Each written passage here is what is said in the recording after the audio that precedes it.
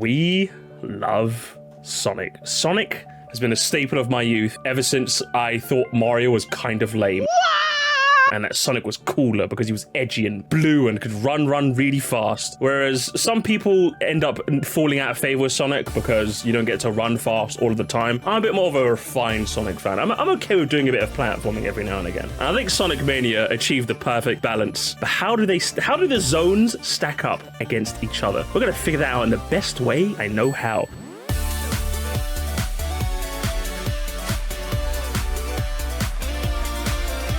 Before we get started with the first zone of the game, let's talk about the music that comes beforehand.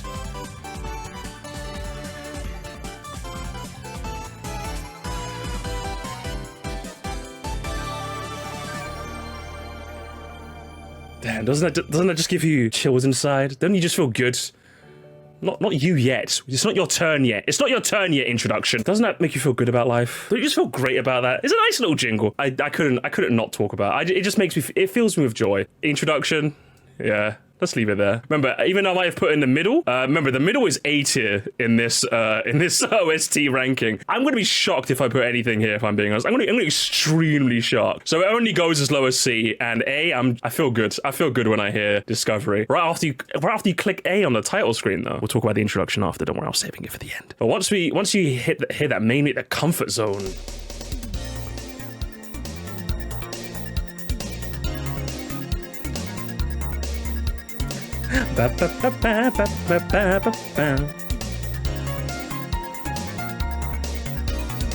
It's such a simple tune. It didn't need to go above and beyond.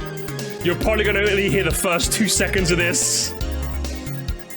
I definitely feel comfortable listening to that. I feel very, very comfortable. And then once you finally click off the main menu and hit that save select screen, you're greeted with just the Sunshine cassette. It sounds like beach music, and as we know about beach music, I love beach music.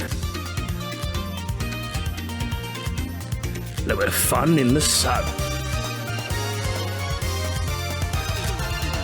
Oh, you love that loop. You love that loop, don't you? You love that. We all love that loop. That loop is amazing. Fantastic. Fantastic. But when you get to Sonic Mania Plus and try and play the Encore mode, instead of it, the Sunshine cassette, we're doing a double take.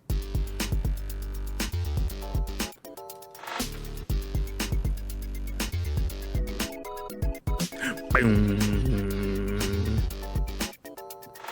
Boom.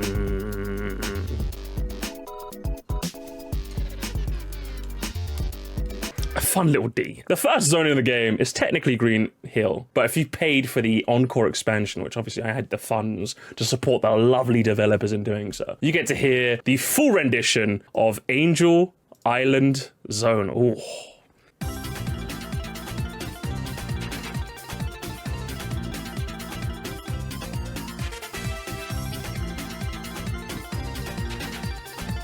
It does not disappoint, does it? It does not disappoint. I am so glad they gave us a full remix of this. It's just that I love the way that sounds. They really nailed the sound. I really like the way that sounds. And then get into it. Bam ba-dum bam bam ba-dum bam. Bam ba-dum dun dun dun dun. We have our first S tier already. What a shocker. One zone in and we already have something in S. There's going to be a lot of things in here, that's for sure. Sonic has a good soundtrack. In other news, water is wet. But let's move on to the first zone proper. I'd like to thank Carls493 for this. Shout out to my guy. But the rest of the footage is going to be provided by yours truly. I'm not particularly good at Sonic, so please be nice. So there's like the big debate when it comes to Green Hill, isn't there? There's the big debate when it comes to this. Is Green Hill overused? The overused allegation. I think if you rate this one kind of poorly, I kind of get it. I think even when I played Sonic Mania at this point, you're kind of greening my hill a bit too much if you catch my drift, right? There's like one game ago in Sonic, well, one good game ago in Sonic Generations, you also did Green Hill and Chemical Plant, and you're gonna feed us the same Green Hill Chemical Plant mixture again. You're supposed to be better than this. It's a mod team making this. They're supposed to be better than this. And it's in the latest game as well. With all that being said, though, can you really fault them for using Green Hill when it's such a consistently fantastic opening gambit to a video game? It's luscious, verdant fields, the kind of fields that you can imagine Sonic racing in his spare time. It establishes the concept of like upper paths and lower paths, and the upper path is harder to stay on, but you're generally rewarded with speedier path or like more goodies. Like you can see he's got a lightning shield here. I've got the lightning shield. I forgot this is me. I'm talking in the third person. Look at this. You see the speed. Look at the speed. You can.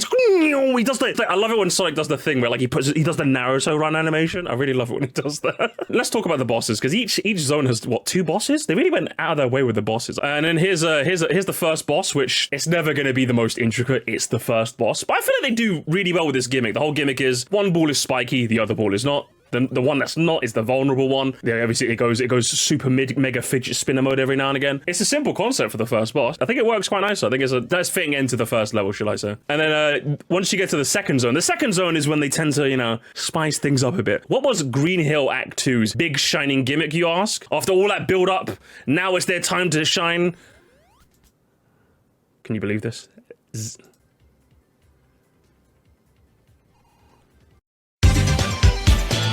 We have got zip line technology confirmed in the Sonic world. Is it the most interesting gimmick? No, not in the slightest. Ziplining, just like in the real world, sounds like a cool idea, but then you just kind of realize you go in a straight line a bit, and then that's kind of it. Usually Act 2 has a bit of a rigmarole. The Act 2 rigmarole of this one hasn't really sold me, but it's still Green Hill. It's still fine. See, I skipped the zipline right there. He ain't winning me over with the zipline technology, that's for sure. The background is awesome because it references the first ever Sonic prototype. Is that a fun fact for this one zone? I know because of that, like the fact that like it's some Sonic modders that worked on this, they put like a lot of Easter eggs and references. So if you know any, do let me know so I can pretend I knew them in the video, obviously. So once you get to the end, once you enjoy the zip lines, show again, zoom and enhance, show the people again.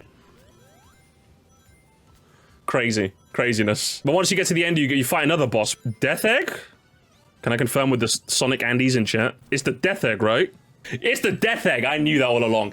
It's the Death Egg, which just like in Sonic 2, you can't really attack it where its arms are. You have to like attack its head. So occasionally as you're running, as the stage is making you move right, you get these bumps that are higher and then you can jump up and reach him. I think it's intricate enough to be interesting, while easy enough to be a first boss. It's a cool idea that a Death Egg robot's the first Eggman boss of the game. It is quite nice. They also did that in Generations as well, isn't it? A Death Egg robot is just kind of like one of the first bosses. Is it beating the overrated allegations, chat? You get speed, you get interesting platforming, you get a nice boss on the first act and the second act. The zipline hasn't won me over. I'm never complaining about playing Green Hill Zone. Of all the zones I'm playing, I'm never complaining. So where am I putting it for? Is it in the and Knuckles tier, or is it in the tier that I made up for just it? Put Green Hill in the tier below Green Hill. That would be kind of funny. I think in Sonic 1, it definitely was the shining gem. It was the first zone you ever played in a Sonic game. It really set the tone for what the series can expect. But I think with all the cool ideas the rest of these zones have, I think putting an S tier is a bit of an overshout if you ask me. I would play this stage with and Knuckles. I definitely would. I'd put it in the and Knuckles tier. So because it's not in the Green Hill tier, I'm gonna name it the Starlight tier because I fucking love Starlight. I'm gonna leave it there. But then let's talk about what we're really here to talk about, the OST, the classic Green Hill OST with that T-Lopes bumping and jiving added to it.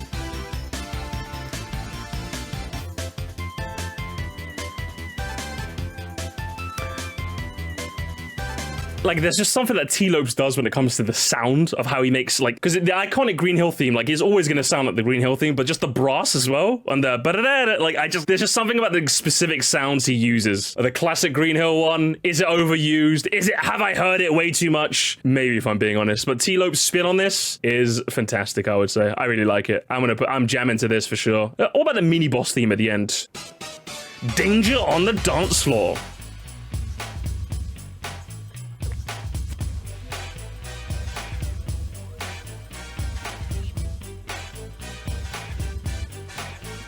I'll put it in B. It's not as good. It's good. It's good. It's definitely good. It doesn't get anything too much out of me personally, but I like it. I'm always bopping to this. I'm always bopping this. Green Hill Act 2.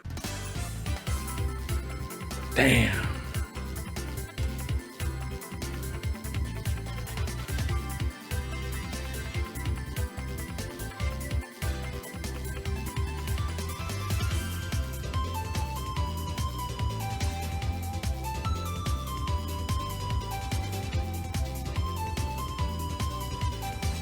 Like the guy on the trumpet, he's just doing his own thing. And then when you think it's gonna go into that bit that you know? The Queeker's there as well. We love the Queeker, don't we? We love the Queeker.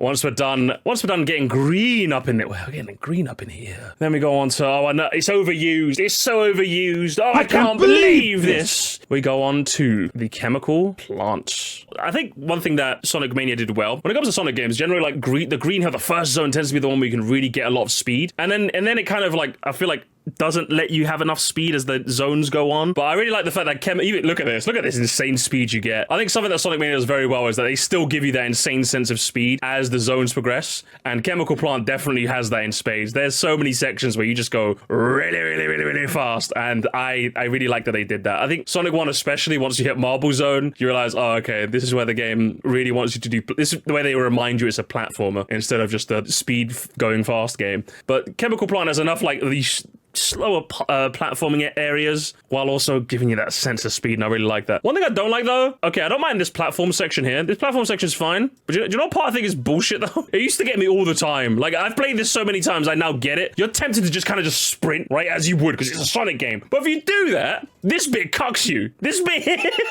because there's platforms that like rotate downwards, and if it's rotated downwards, you fall straight through and you have to do the whole bit again, or it goes upwards and then you can walk past them. And the amount of times I've just like kept running after that platforming section, like, oh, I can run now. They're gonna let me run, and I'm like, you piece of, you're not gonna get me this time. See, I'm shaking my head. No, you're not gonna get me this. You're not gonna get me this time, you Chemical Plant. It's a troll for old Sonic fans who just hold the stick. Yeah, it was a troll for me. I like holding the stick because I just want to go fast all the time. Did you know that liquid in Chemical Plant is called Mega Mac? Wow, what a fun fact that I came up with and that no one else told me. They still adhere to the Green Hill formula of letting you be fast, also letting you platform a bit. They do emphasize the platforming a bit. I think the underwater platforming sections can slow you down a bit. Maybe it might be a bit, you have to really concentrate on those to make sure you don't fall all the way to the bottom or drown. But I like this. I like this zone. I think this zone's good. As for the boss though, I feel like this guy's inhaled too much of that Mega Mac. He starts covering in his body and then just like trying to slam up against you. I don't know. What's it made of? It's all bubbly. Like, do you think it'd be nice to drink? Do you think so? Be another relatively simple boss. Like, you're just supposed to, when he's jumping at you, when he's covered in Mac, you're supposed to avoid his attack. And then when he lets go of the Mac, that's when you can attack. Simple boss. Again, nothing to write home about. What's the second act rigmarole, as we're calling it? That's copyright so musty. What is the second act rigmarole? We had zip lines that didn't really entice me. But now you're injecting weed. You're injecting some Mac straight into the Mac. So you turn it from dark blue into light blue, and that makes the platform slightly bouncy. Then you inherit and you inject the green stuff, and then it becomes really bouncy.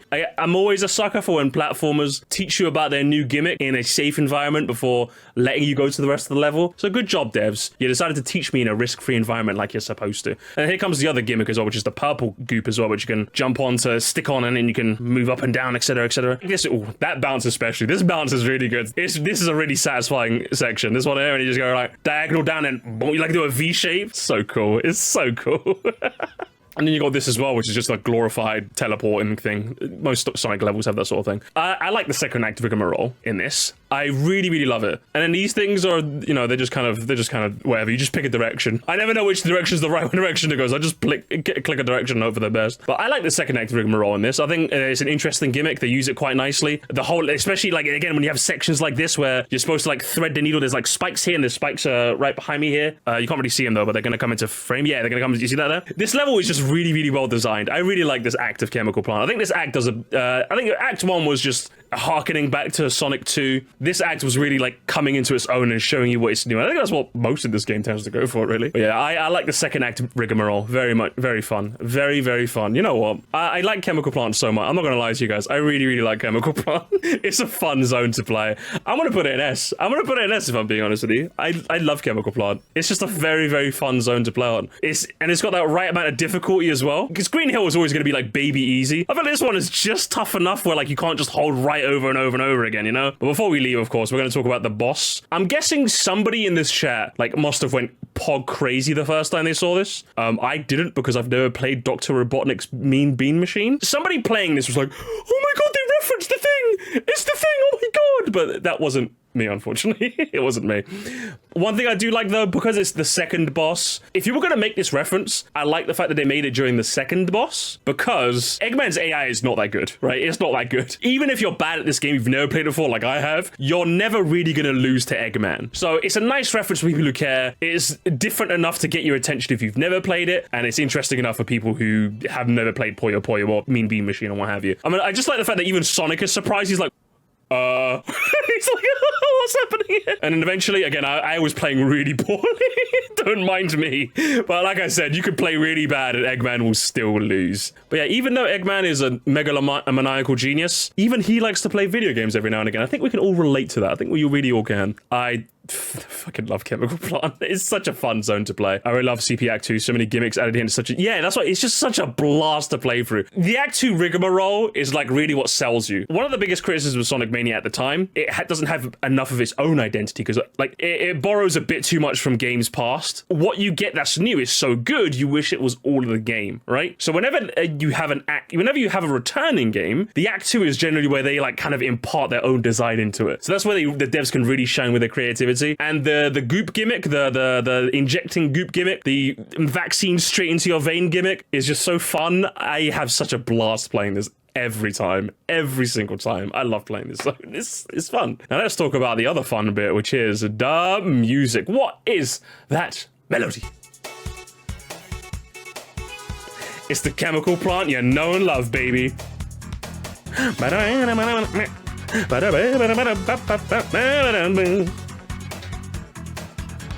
I really like Chemical Plant. I like it so much. I like it a lot. I'm gonna put it in A though. It would be, some people have said S, I'm gonna put it in A. And the only reason I put it in A is because it's upstaged by the Act 2 variant, if I'm being entirely honest with you. What's it, the heartbeat monitor, like the hospital heartbeat monitor thing they got, like... What a way to drop the beat, huh?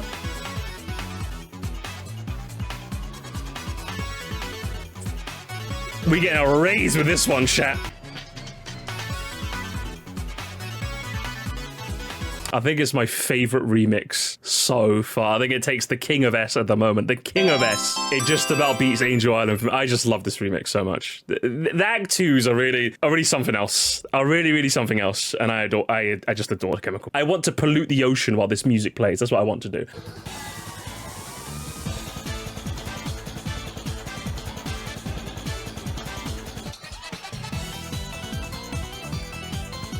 The lead instrument on this bit.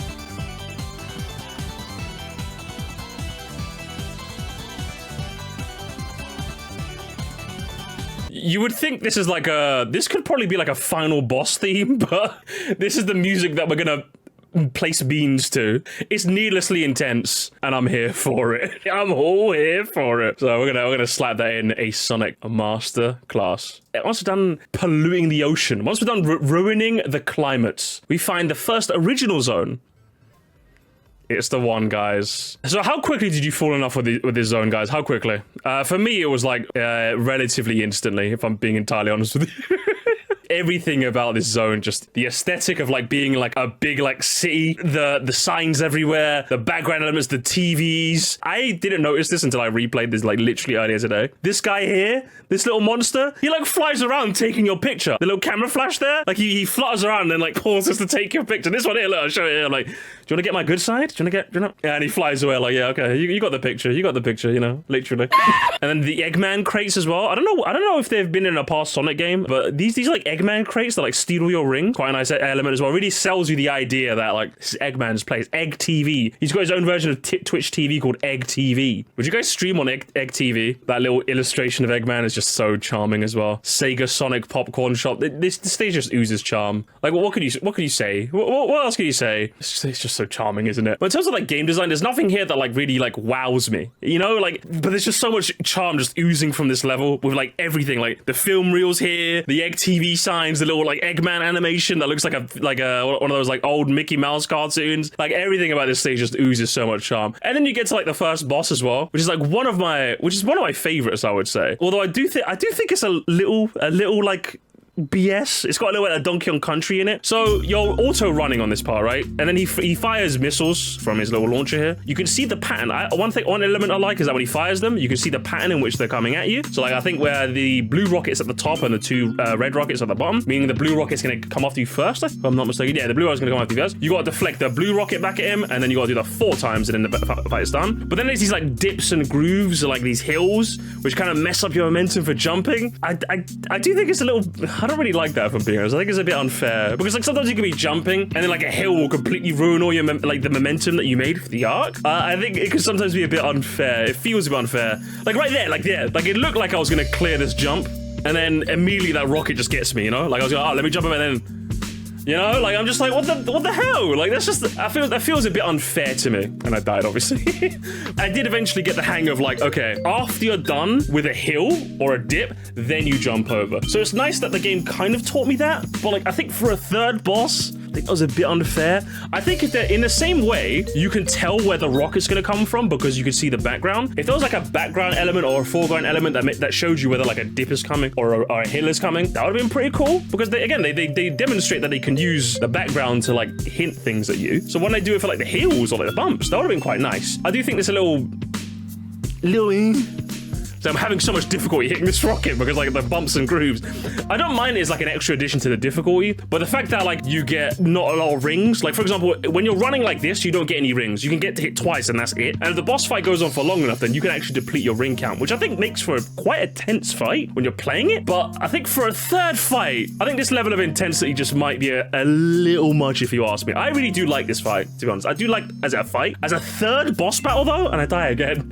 As a third boss battle though, I think it's just a bit much. Maybe a couple of zones later, I would have loved this, but as a third boss, the third zone Act 1 boss, I don't think it's very fair. But I do like this boss. Good zone all around though, or good act all around. And then you get to the second act, which I don't know what the second act rigmarole of this act is supposed to be. And then you get to the boss of this one. So if the first boss was a bit too hard, this one was a bit too easy. I really love this boss, by the way. Like there's the weather duck, or the weather chicken, sorry. The weather chicken tells you the weather, and whatever the weather is, it will immediately happen. And then the Eggman and the area will be affected because of it, right? But that's kind of all for naught when you could just jump and hit him. So like, imagine he's supposed to be high enough so that when the sun comes out, when it's hot, he droops down, then you can hit him. That's what it's supposed to be. You don't have to wait for him to droop down. You can just jump up and hit him. Lame, right? Kind of lame, right? In terms of an aesthetic, it is fair to say, without a certainty of a doubt, that Studiopolis is in fact S+. Can I still give it an S+ despite the bosses being a bit ungus bungus? Can I in good conscience do that though? That's what I need to ask myself. Can I give it an S+ in a zone if both of their bosses are kind of lame? I think it's fair to put it in normal. Well, it's still an S tier, absolutely. Because you're playing with my emotions here. Are you like this emotionally invested in me putting in S+? How about this? Studiopolis. There we go. I just can't. I'm sorry. With the bosses being kind of I can't in good conscience put it in S+. I just can't. But it's in like the middle ground between S and S+, because the stage is just so charming. It's unbelievable. But I think the bosses just let it down. S+- it's somewhere in the middle there. It's somewhere in the middle. But if I'm being entirely honest with you, beyond perfection means beyond perfection. It means that it excels in every single field. And Studiopolis nearly sticks the landing. But I think the first act boss being just a little bit unforgiving, and the second act boss being Ungus Bungus, cannot in good conscience put an S+. I just can't. If there's one thing I've noticed when I do tier lists is that people don't really want me to have the same opinion as them, which is an odd feeling to me, because I'm like, I thought it was my tier list, but I get it. You want me to have you want me to agree with you, but I can't. Guys, I can't. All right, I just can't. All right, I'm gonna be honest with you. I just can't. Anyway, but you know what I can do, guys? Do you know what, guys? Let's all be in agreement for one thing.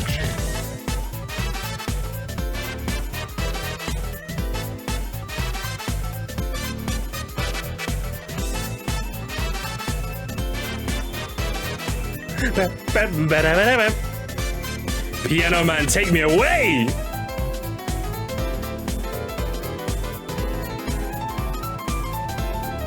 He's having so much fun, isn't he?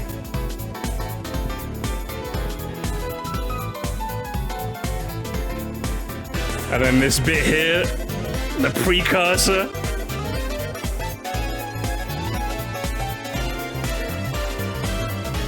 And then we get to the bit I love, the bit you love, the bit everyone loves.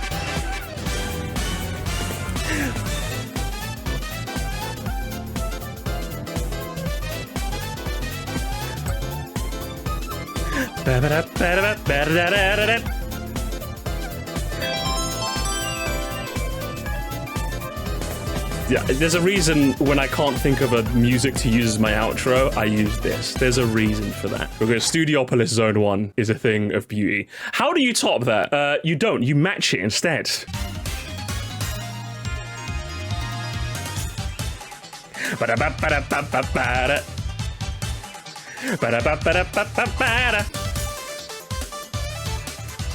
Oh my god. Just listen. Just listen to that.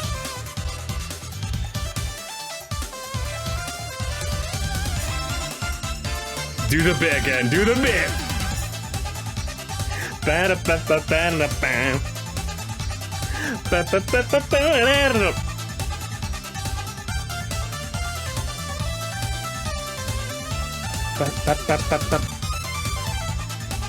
Were you surprised? I hope you weren't surprised. This is phenomenal. The Studiopolis in the music department is absolutely phenomenal. Like there's nothing else I can say. At my wedding, when I watched back the wedding video, this song is gonna play at some point. You can guarantee that for sure. A shocker to absolutely no one. Let's talk about the next thing instead, which is I think the second boss theme you can hear in this level as well, if I'm not mistaken. The second version.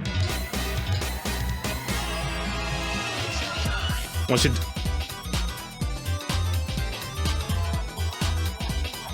Oh, that fucking evil laugh in the back. Can I hear that again? The evil laugh. Oh my god, that bit leading up to the loop.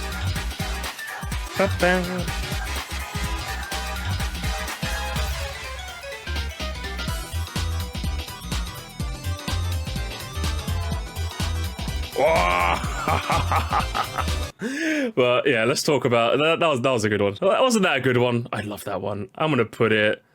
I'll put it here. I'll put it here. But then let's talk about the other one. Let's talk about the other one. Oh, is that not here? Oh no, cheesy, no. Spoiler alert, guys. Spoiler alert. This next one I'm going to talk about isn't in the tier list. Do you know the one when you're fighting when you're doing the auto run section, the first act boss in the Studiopolis?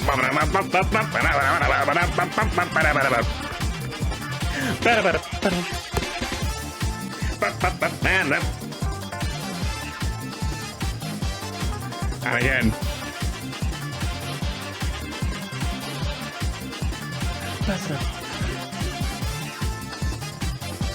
I love this one. I love this one so very much. Now, it's not on the tier list, unfortunately, because the maker of it left it out. I can't believe this. When I put the video together, you'll see it like right here in S+ tier. I adore this boss battle theme so much. It's so good. Like Studiopolis just doesn't miss. It didn't miss. When it comes to the music department, this whole zone just did not miss. But while we're talking about boss themes, I nearly forgot. Let's quickly go back a bit to the did I do the first boss theme? I don't think I did. Yeah, this one here. I missed this one by mistake. So let's go back and correct the record. When you're fighting the Death Egg robot. Boom. Piano Man wants a raise here.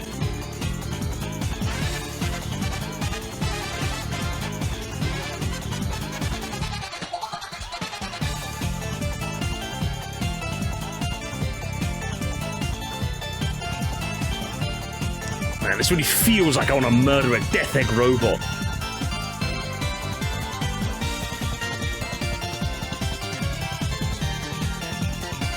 This bit here.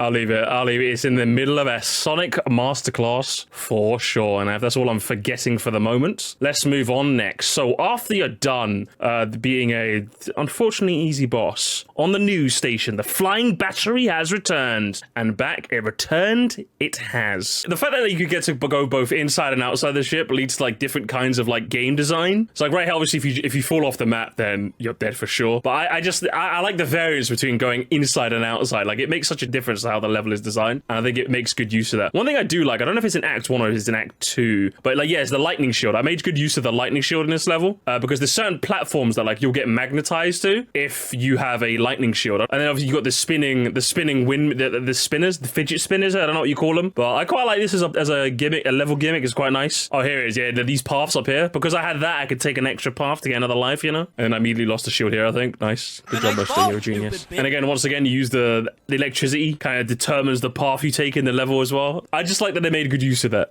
I don't really want to use Supersonic because I didn't want to like make the levels too easy. I wanted to like experience the levels for what they were so I could...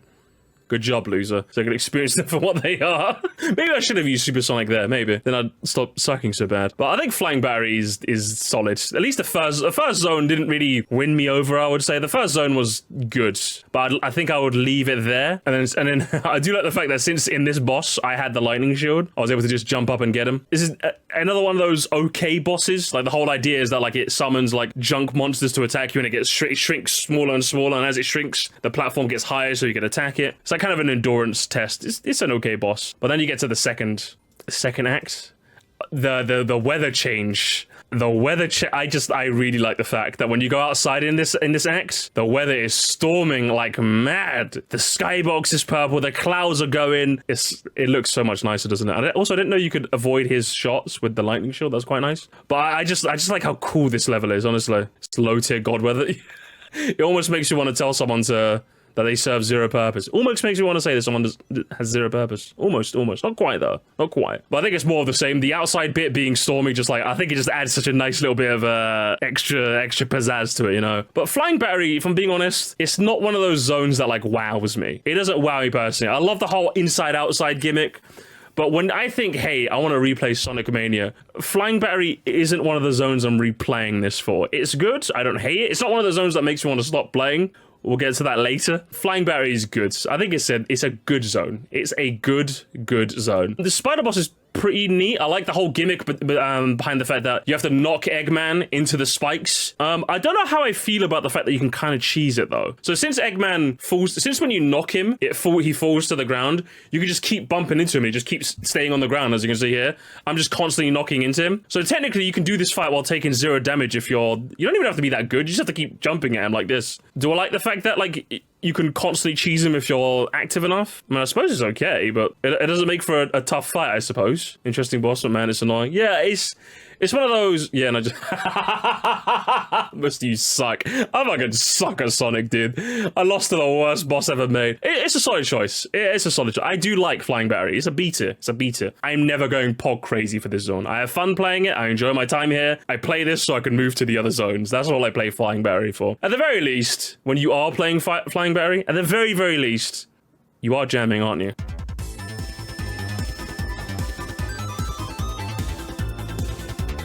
I just really love the lead instrument on this bit, like the way that like high note just hits your ears. Again, T just knows what he's doing. I just love it. And then that guitar.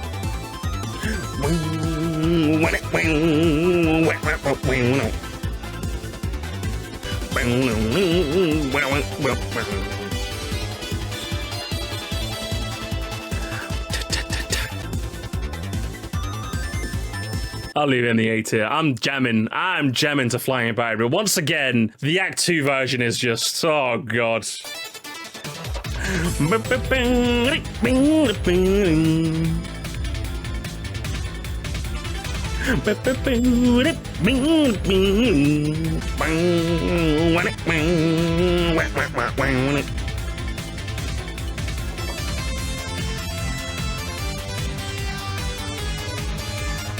The difference in this one isn't as vast, but I just love the way this one's mixed. I love it so much.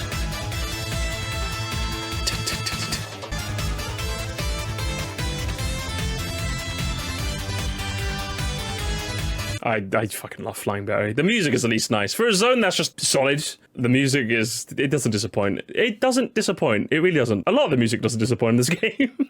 We still haven't seen anything of the C tier yet, so that's the quality we're dealing with at the moment. But once you're done with the Flying Berry, once you glide away to safety, you get yet another Sonic Mania original in Press Garden. What do we think about Press Garden? I think this zone's a bit of an odd fella, isn't it? It's a bit of an odd zone. Who would have thought a printing press would make for an interesting Sonic location? I like these enemies. I don't know what it is. These enemies up here, like the ones that are kind of like throw a saw and then just chuck it to their friend. I don't know what it is. I just really like these enemies. They're just sad about them that I really like. Mr. Squealer. Of course, anything that's crab related. Of course, and then I do like this, but I think I got enamored with this bit. Look at this. So you get to see the spinning, the fidget spinner mechanic. Go back there. Show me again, Musty. You can see Sonic's 3D model in all its glory. Sonic does what Nintendo don't. Look at that 3D model up there. It's spinning. These enemies are quite nice. The little ink stamps as well. This gimmick is, I wish they used more of this. I like the squishy platforms. So like, so once you step on one of these platforms, it like raises you up and then like it's about to squish and then you have a limited time to leave. I wish they used this a bit more. Imagine being stuck. Imagine being stuck right there when you're like, there's no way out when you're in the final bit. That would have been crazy. They don't really use that gimmick as much as I would have liked. I would have liked it if they really like refined that. Getting crushed in the Sonic game never really feels good because it's like a one-hit kill regardless. But it would have been nice if they used that at least a little bit more. They didn't really use it enough. They didn't use it enough for my liking. And then you get the disappearing blocks straight from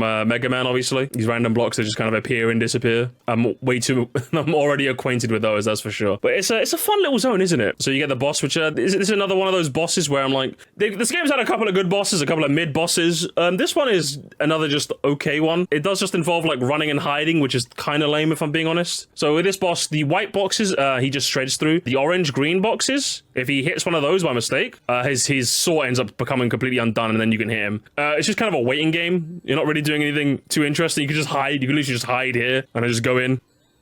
Of course, I suck, so I don't make good use of it immediately. But it's okay. The zone was fun, capped off by an okay boss. Sometimes I wonder if you didn't have a cool idea for a boss, did you really have to make one? But then you get to Act 2, and all of a sudden, you're like, even Sonic has to like take a couple of steps, like, where the hell am I now? Cherry blossoms? Snowing? Jeez, frozen?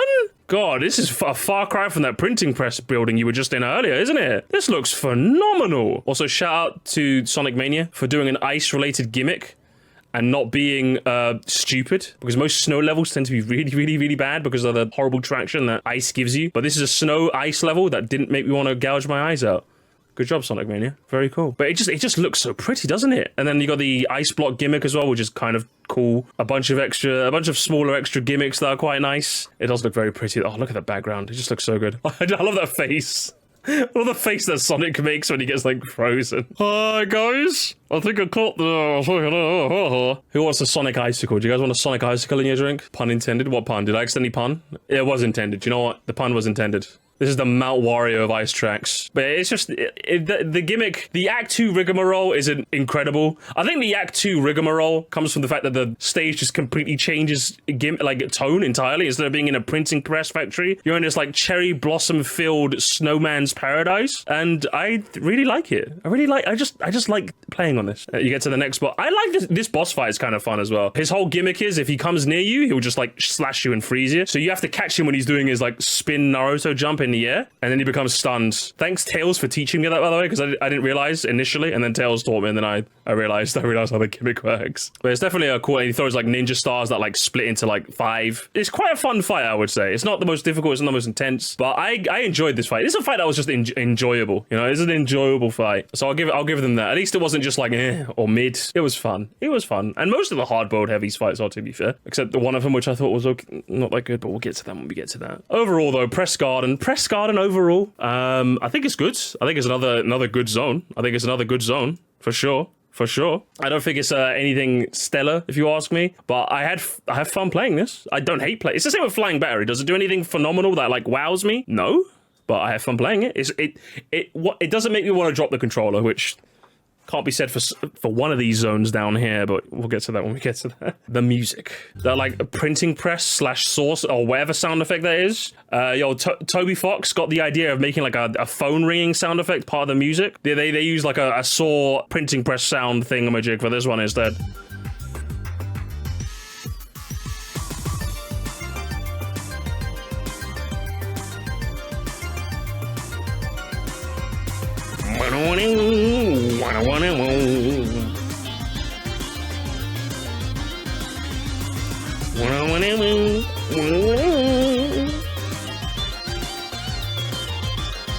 And again.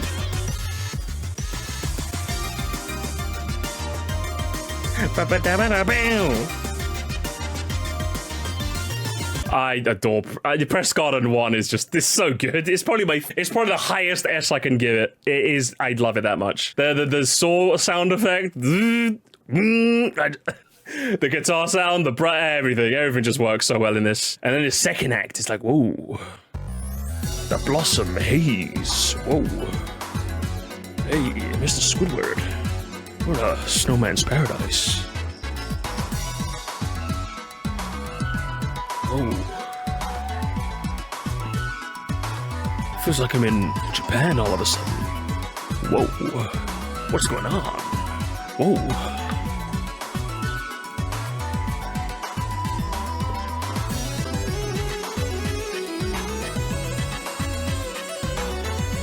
Oh, pop off, King. Keep going. Press Garden, my beloveds. My beloveds. You are coming to the wedding with me tonight. I love this theme. This theme is just phenomenal. There seems to be something with the Act 2. There's something in the Act 2 source, and Press Garden definitely has it. Is it a masterclass to play on? I don't think so. But it feels phenomenal to listen to. The music will carry you through the zone if the printing press sound effect did not. I'm just enjoying myself, chat. This is fun. Hope you're good. I'm listening to the Sonic Mania soundtrack. I can only be having a good time. Before we continue to have a good time in the next zone, Stardust Speedway. See, my favorite zone from a Sonic game only me and like 8 other people appreciate was always going to be a hit for me. See, but does it hold up to modern day scrutiny? Act 1 is based off the past variant with its lush greenery and Roman architecture front and center, along with its numerous references to Marble Garden. Yeah, I wasn't expecting those pulleys and those wheels that spawn more platforms from Marble Garden to be in here, but sure, the more references, the better. You also got those light bulb enemies that keep track of you before slowing down to blast you.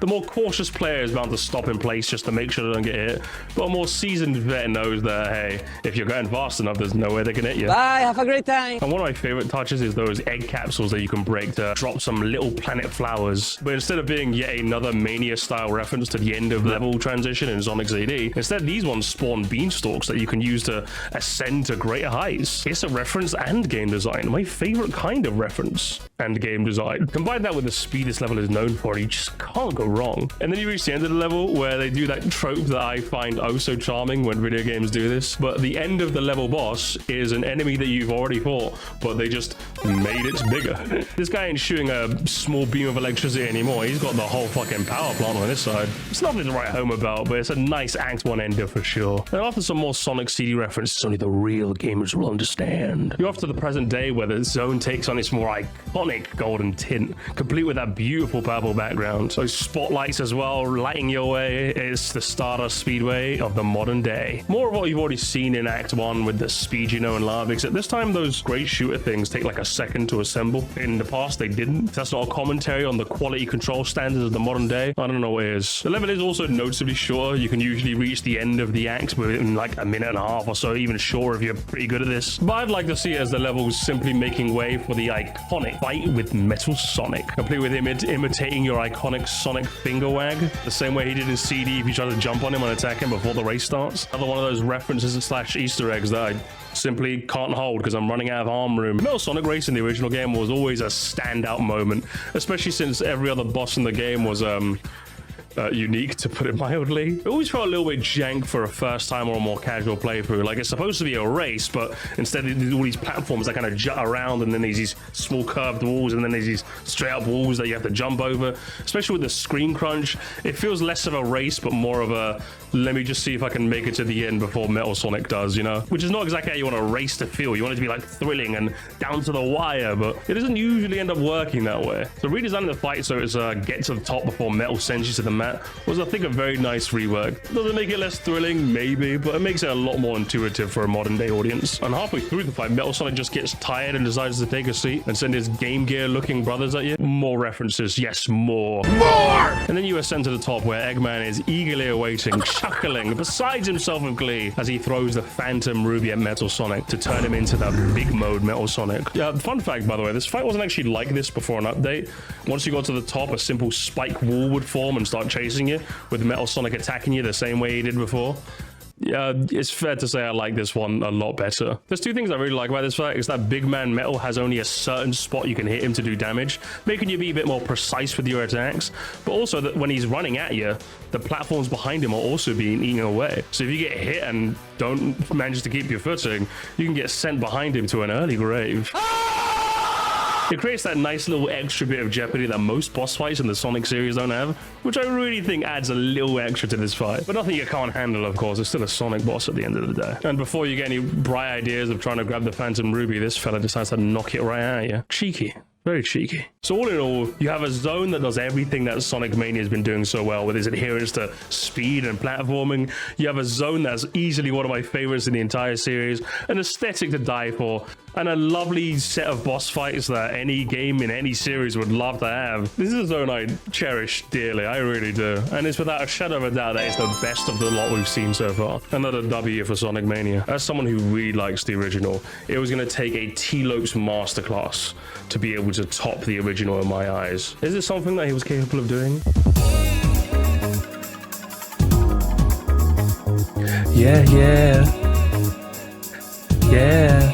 Break it down, break it.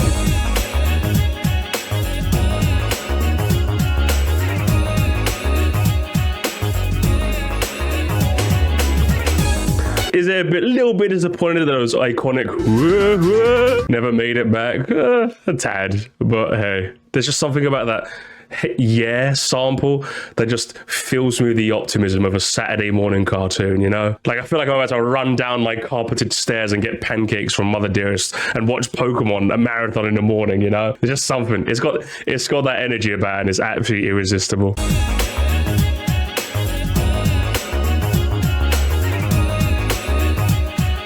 Yeah.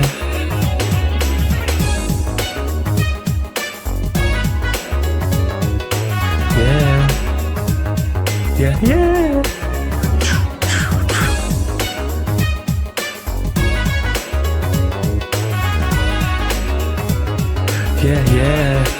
Break it down, break it. Do you know those moments in video games where you're enjoying the music so much, you just stop dead still and enjoy it before you reach the end of the level? Yeah, this is what Stardust Speedway has in absolute spades. Words can't describe the absolute joy I feel listening to this, especially that ending bit. Yeah.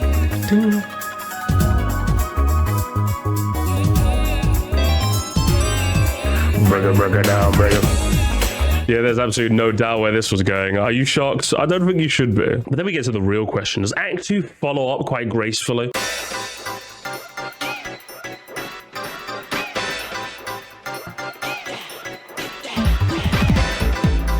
Turn it down.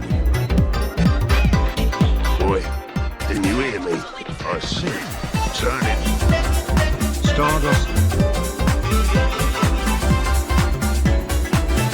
Stardust Speedway. That's my setup!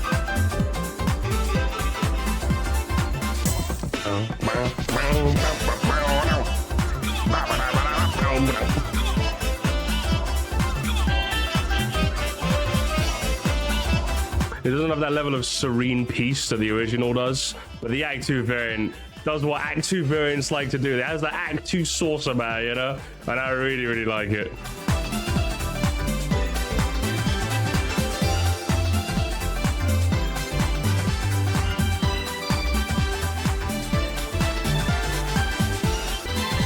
On the ending bit, oh.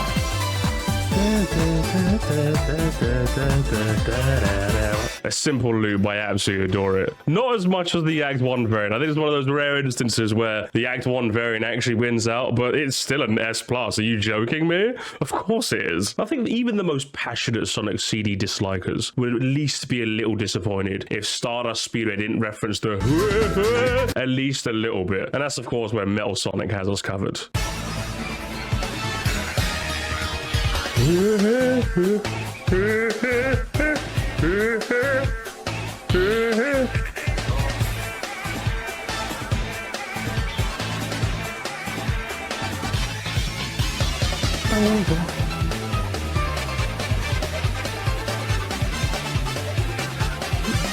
I think the real question comes, is it this version or is it a version in Generations? Which one wins out? It's a tough call if you ask me.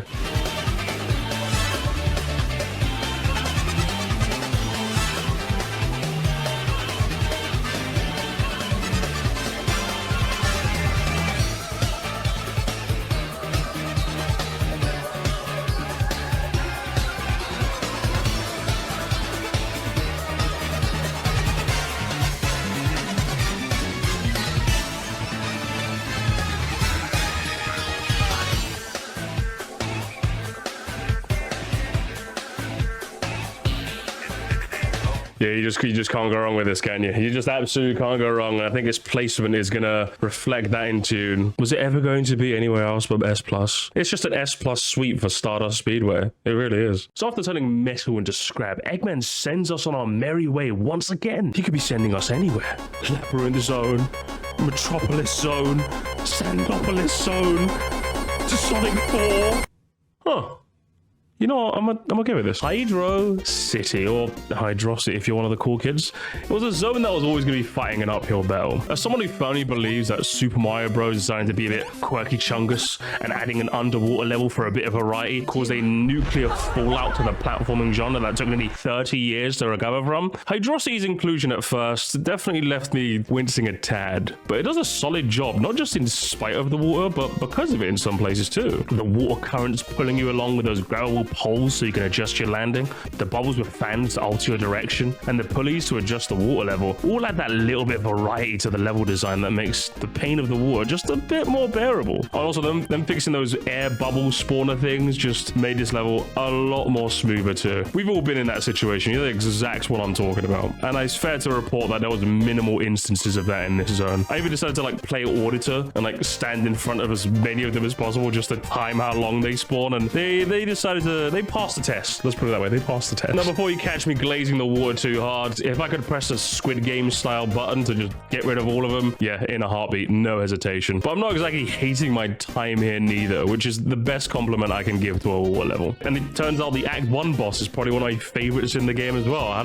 the hell did they manage that? You reach the end of the level where you're granted with Eggman's excellent swimming technique. It's just all legs, no front crawl or anything. But there's probably got a gold medal collection back at Mama Robotnik's house. And in excellent use of subversion, it is you who's in the Eggmobile, and him who is that damn hedgehog. Having to hoover him up while avoiding the bombs is a little trickier than it looks, and involves you doing some handy prediction work. Simple enough in the end for sure, but really charming. I love this fight. And then we get Act 2, which is a bit more of the same. The music picks up the pace, and so does the level with these water slides that let you get some insane speed that sometimes even the camera can't catch up. Closing off with yet another really cool boss. Maneuvering your way in these high-speed currents to activate bombs and avoid spikes, a really clever use of the Hydro in Hydrocity. Having to land a hit in order to get a bubble as well adds that nice little bit of urgency too to the fight. It motivates you to go for the more dangerous bombs at the risk of death. A well-designed fight for sure, which is what I would say if it didn't transition to that fucking washing machine from Sonic 3. Is this a nepotism moment? Is this what nepotism in video game form looks like? You sucked in the original. Why are you here? Blood, you're not part of the team. Yes, I too love a boss where one of the phases is not him attacking, not me attacking, and both of us just sitting there and spinning. Yes, I love to spin I love to spin, guys. Yes, spin me right round like a record, Eggman. Keep spinning me. Spin me around, sunny side up, you egg fuck. Like when I played this originally in Sonic 3, I thought I was doing something wrong. Like, do I have to spam the button in order to get out of the water to do some damage? No, I'm just being tumble dried like one of his fucking delicates. Am I playing this up a tad? Maybe. But when we just had two amazing boss fights, ending off the zone on a sour note like this, leaves a bit of taste for sure. It cracks the B tier for sure, but going any higher is reserved for the Hydralus. Maybe the end, when I do the end of video reshuffle, I might consider you, but for now, this is a non-water zone, okay? I've had my 8 glasses today. I don't need any more. But then that just begs the question, how does the... I was about to say, how does the water stack up? I'm just going to say that. How does the water stack up?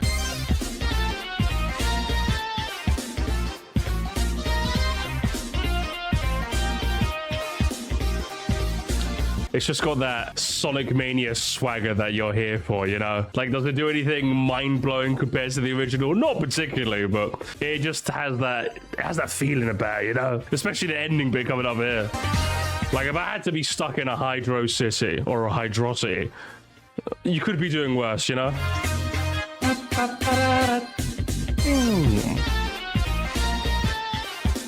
I think it definitely cracks the A tier. I would say somewhere in the middle. It's a bop and a half for sure, but I'm going to be honest, Act 2 is what you're here for. I wonder if the Act 2 version is going to be a faster paced, more livelier version of this. It's like, listen, all the kids have gone to bed in this Hydrocity.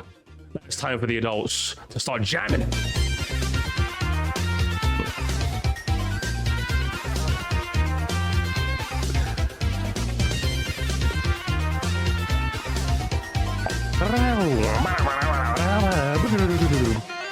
When a good thing goes bad, sometimes just speeding up the pace just works a little, but in Hydrocity's case, I think it just works so much better. It really does.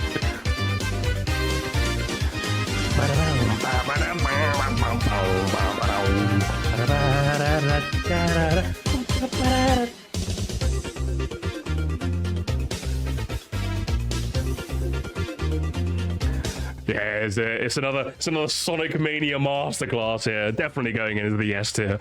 No doubt about that. Like, I love the Act 2 vein in this. Man, I love it! So after we're done getting Hydrocity in this Hydro City, my live counterpart decided to go to a saloon that's not even there. You'd almost call it a mirage. Well, howdy there, partner. Whoa.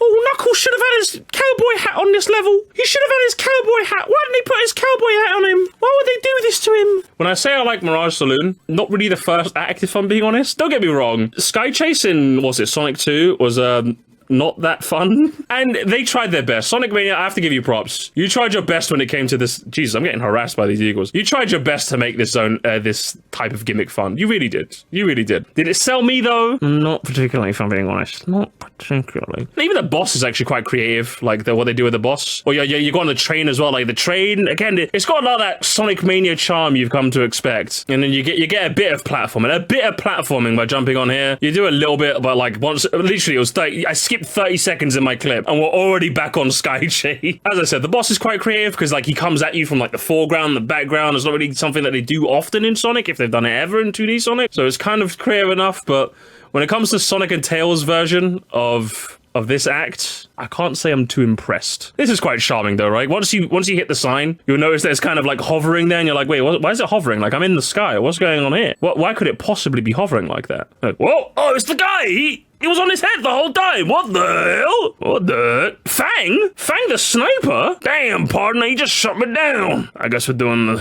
the rest of this on foot. And then you actually get to play the level proper, but for only one act if you play it as Sonic and Tails, unfortunately. And then, but what you do get when you play this one act is nice, isn't it? I love the aesthetic, the fucking desert. This is how you do a desert theme, okay? Level. Gee, maybe it's because I grew up on Mario. I'm way too Mario pilled. But it took them up until Mario Odyssey to make a desert level that was actually kind of fun. And Sonic Mania was like, yeah, step aside, motherfucker. I'll show you how it's done. Even Sega was like, what, Sandopolis? Do you want Sandopolis? No, we don't want Sandopolis. Sandopolis fucking sucks. sucks. So finally, they both, the plumber and the hedgehog, ended up making a decent desert level. Look at this, he ended up spinning on the chest. It's just this sign as well. I didn't even notice this, but the guy, he's got eyes. He follows you. He follows you around the room. It's like the Gengar in the old chateau in Diamond Pearl Platinum. And the guns that shoot. I really love the guns that shoot. The water platforms as well. Man, full of charm. Full of that classic Sonic Mania charm, I gotta say. Then you get to the boss, and what the boss is the magician. Now, I'm no Cyber Shell. Personally, when it came to the references here, I didn't get them. Having watched this hit video, Who the Hell Are Bark, Bean, and Fang, I think was the name of the video. There's the duck who was also in like a fucking duck game, I think. I don't remember the video that well, I'm gonna be honest. I don't remember the video that well, but he made the video and I kind of learned who they were, I guess. So even back in the old school days, they were still making too many friends. Even though I would say recent Sonic has done a good job of beating the Sonic has too many friends allegations. Even back in the day, the allegations were still there. There's just like way too many side characters. Like we wanted to just be Sonic, which is why I'm certain in like modern day Sonic, they've kind of stripped back all the ancillary characters. You're probably too young to remember. There were big accusations of that. I like the level transition as well. You get shot straight into Oil Ocean. But Mirage Saloon, I think the first act definitely bogs it down quite a bit. It's just glorified Sky Chase. They did try. You did try. I'm going to give you props for the Sonic Mania. But if you ask me, I'm not particularly sold. The second act is good, but I don't think it has enough for me personally. But the second act being good and the final boss being, or the second act boss being quite fun, you're just about creeping to B as far as I'm concerned. You're so close to being C tier. You're so close. You're gonna stay there for now. I'm not gonna rate the Knuckles version because personally I don't want to do another tier list for that. But I know Knuckles has like he doesn't do the Sky Chase bit. He's just kind of normal, which is fair. He should have just been normal. Sonic, why can't you just be normal like Knuckles? Instead you had to fucking do Sky Chase. Music. Oh, there's Act 1 ST mix. Ooh. Is there something about desert music and doing the doo-loo-loo? Like it does the same thing as Calamari Desert, really. Like if you have a desert theme, you have to have a doo-loo-loo.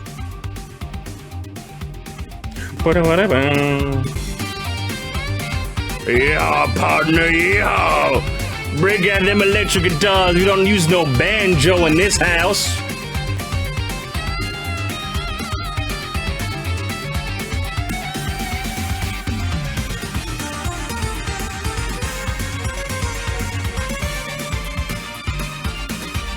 Oh my God. Yeah, damn.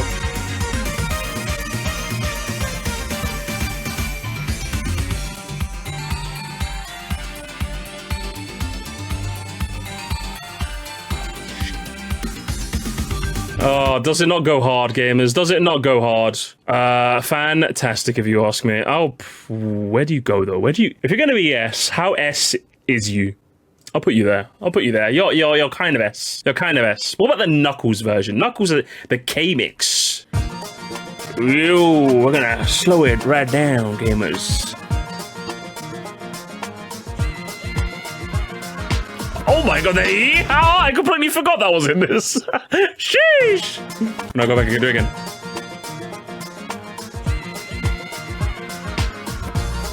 He's got the Hoot Nanny remix. True.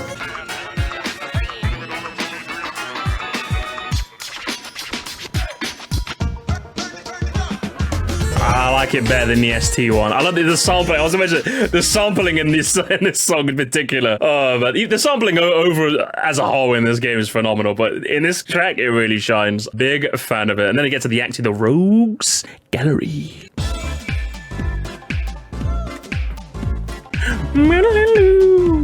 That train whistle, obviously, is always there.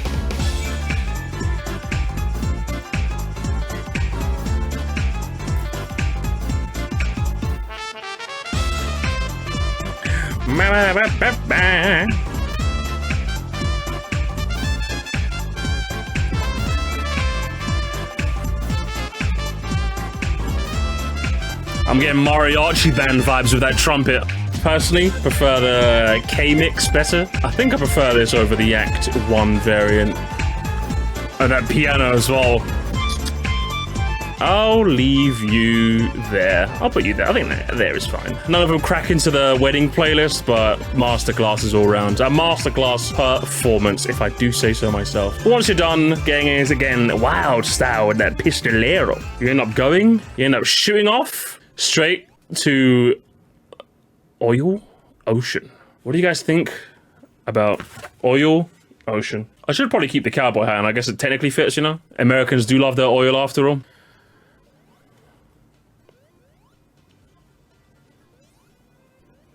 This is definitely, so you know how I said there's like, in most Sonic games, there's like that one zone where I'm just like, oh fuck, is replaying this? Is playing through this worth getting to the rest of the game?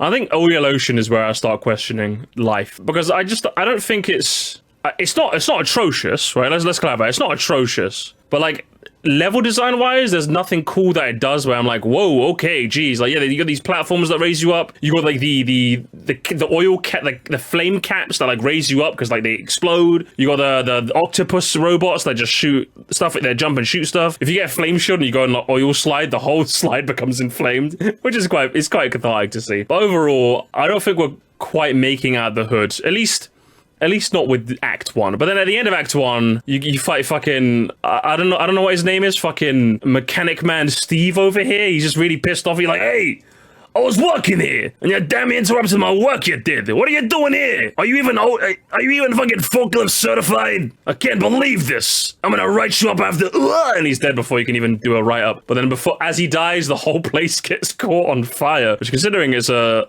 oil ocean, that's not particularly good if I do say so myself. But then the Act 2 rigmarole, TM, trademark, copyright, Sir Musty phrase, only Sir Musty can say this phrase only, is the fact that the stage is very cloudy. But yeah, as the stage goes, the stage gets foggy and reduces visibility. They were going for the Sandopolis thing, but as much as I hate Sandopolis Act 2, I think its use of this style of gimmick was way more interesting. In Sandopolis Act 2, you pull the handles to light the stage up, and then it gets progressively darker and darker. But the darkness doesn't ruin your visibility. As it gets dark, if it gets maximum dark, right, the ghosts will chase you. The ghosts will start haunting you, right? So you have to make sure. So there's like a bit more of a sense of urgency to keeping the Sandopolis pyramid alight. Whereas in this one, yeah, it reduces visibility quite harshly, but I would say they don't really make good use of that. So for example, like I said, in Sandopolis, by getting dark, the ghosts haunt you. You have an immediate reason to want to pull a lever. In this zone, though, like, yeah, the fog is kind of annoying, but that's kind of it. It's just a little bit annoying, I guess. Like,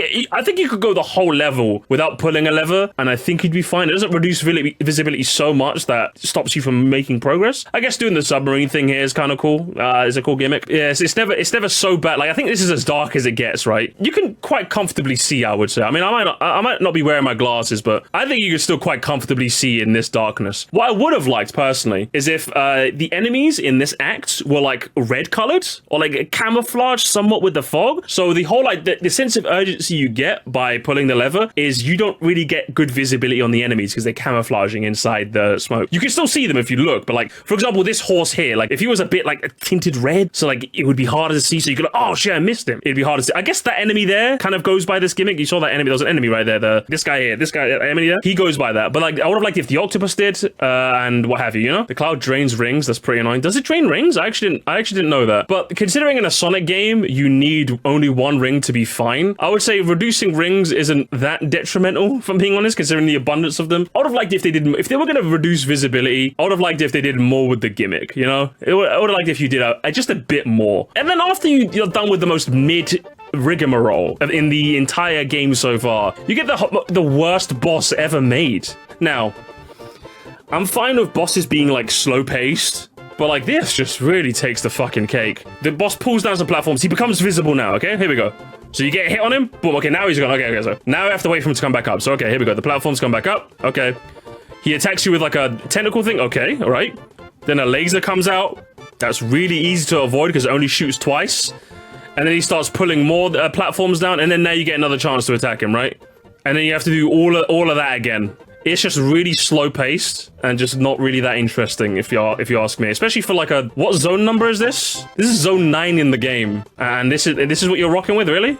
This is it? I would say a mid-boss perfectly encapsulates how mid this zone is. So, you know what? I'll give it a tier that reflects exactly that, which is C. I deal nothing when I play Oil Ocean. It's the point where I'm just like, is Oil Ocean worth me playing so I can play these three? It is. It's not so horrible that I have to trudge through it, but I'm not having fun playing Oil Ocean. Well, does the music at least make up for it? If you're not having fun, is the music still good?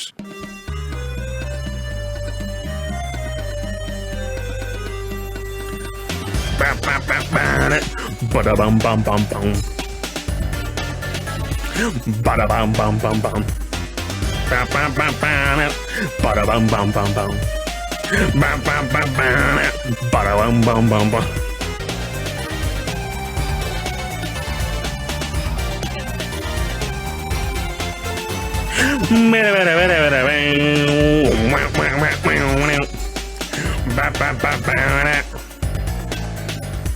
I like it. I'm jamming to this for sure. I'm jamming to this, man. I'm jamming to this. The Act 2 variant. The Act 2s tend to get a bit interesting with it. Does ZenoLogan do that?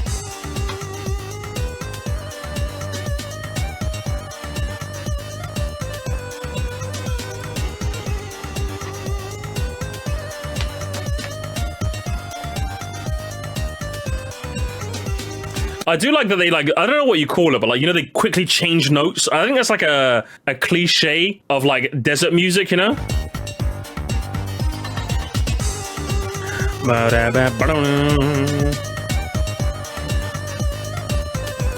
do like that. But as a whole?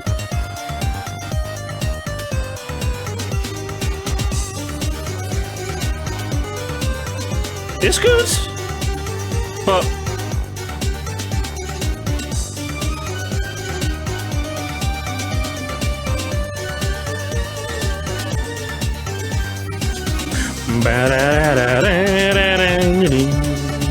it's good. I still like it. It's not like atrocious, but you can stay down here. You can stay in B. You can chill with the mini boss theme down here. That's all right. Oil Ocean, a bit of a downward swing if I do say so myself. Can the next zone save this? I wonder where we're gonna go next. Whoa, where we're going?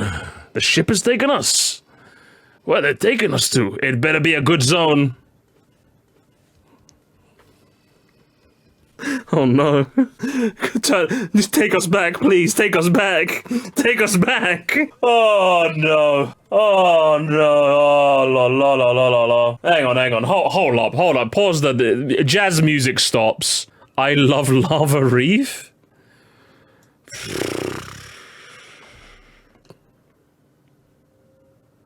Okay. I'm just gonna lie back in my chair while I think about that real quick. Twiddle my thumbs while I think about that real quick. Okay, I've given it a thought, and I can say I heartily disagree. Yeah, I'm just getting like lava level vibes from this chat. Hey, designer, what's the gimmick of our level? You know, oh, it's like lava. Oh yeah, but like, what's like the gimmick? You know, like what we get like what's like the thing? It's like, oh, let's have a thing where like there's like buttons, like the stage is like blocked, and like press buttons to like open the door. That doesn't sound very fun. It does. Observe. Didn't you like that? And then you got this thing. You got this thing, which is a thing. Innovative design. They really went from like mid to just this. But zones like 9 and 10, they do not impress. They don't. I do like these enemies though. I actually really like these enemies. These enemies here, like they kind of like poke. They have to stand on their backs once you like deal with them. I quite like that. It's quite clever. It's quite a clever way of dealing with an enemy. And then the boss. You get to the boss. The boss is this fella here. So the idea is that like he'll jump up. You have a target on you'll have a target on the screen. He'll jump down where the target lands. He'll drill down on the platform. But then the lava hits his armor. So you got to do that a couple of times to like knock off all his armor. And then when all his armor's gone off, then you can attack him. He won't land on a platform. He's completely broken though. He's not stupid enough to go where the lava is. So he has to land on like a proper platform. But yeah, once you do that, then he's dead. It's a decent enough boss, I guess. It's kind of cool. I will give Lava Reef credit for this though, at least. So once you do the Act 1 transition into Act 2, you end up hitting one of these things. You know, going all the way to the bottom of the Lava Reef. Whoa. What's going on down here? Oh, we're not in Lava Reef anymore. We're in a Crystal Reef. Whoa. I do like the aesthetic change, but that's kind of it. The zone is still just kind of... And then you get to the boss. Let's go to the boss. Let's talk about the boss next. I don't remember what the boss was, to be honest. I forgot. Oh, the boss is this hard. You got another hard-boiled heavy. I also thought this fight was just kind of okay. I think this is like the weakest of the hard-boiled heavies, if you ask me. He just kind of rides around a bit like a silly goose. It's not because I'm getting my ass kicked, please. I do beat him eventually, I promise. But his fight overall was just kind of like... Like you got the, like think about it, you got the Studiopolis fight where you're like constantly running, you have to dodge missiles. You've got the Magician fight, which was like a nice throwback to other zones. You get Metal Sonic where like you got like a whole 3-phase fight, and then you get him who's like riding around on a fucking ladybug monster. It's like, okay, I guess. Yeah. Yeah, you make me sad, Lava Reef. It doesn't help that you're coming straight off of Oil Ocean as well. I'm sorry, I know me, you said you love Lava Reef. I hate to disappoint you. Actually, no, I love to disappoint you because there's some shit. I'm gonna be honest with you. It makes me sad. I don't like playing this. Sometimes, I'm not gonna lie, because when I replay Sonic Mania, I use my completed save file. I will get to like Oil Ocean, then I'll quit, use the level select to skip to Metallic Madness. Is the music at least a saving grace?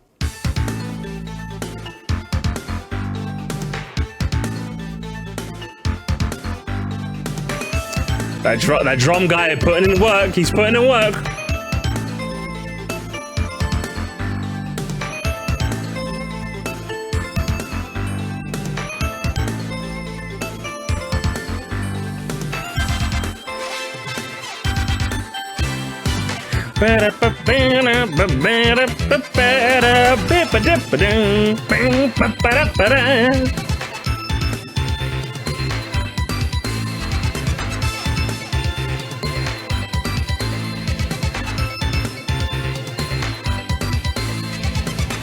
You at least didn't disappoint with the music, Lava Reef, and I'll give you that. I'm jamming to this. I'm jamming to this. You can get a spot in A tier. You can get a spot in A tier for sure. For sure. Does Act 2 at least... Does Act 2 heighten the expectations just like most Act 2s tend to? Whoa. Damn. Where am I? I feel like I'm in a crystal paradise. Whoa, what's going on here? God damn. Oh, the guitar.